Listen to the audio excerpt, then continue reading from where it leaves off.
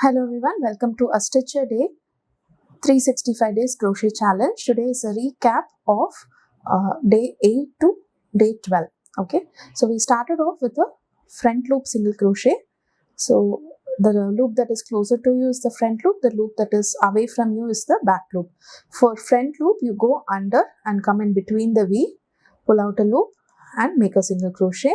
For back loop, you go from top of the V and do the same thing. Okay, then we saw how to crochet a ribbed single crochet, that is alternating back loop single crochet and normal single crochet.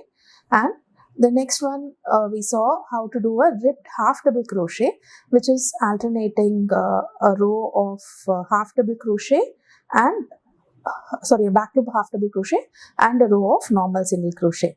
And then we saw how to do a reverse single crochet. I'm going to show you how to do the reverse single crochet one more time. So to make a reverse single crochet,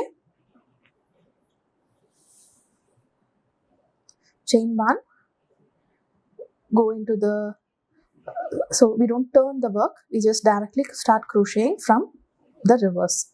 So you go and pull out a loop, again pull out, yarn over, pull out of 2 loops.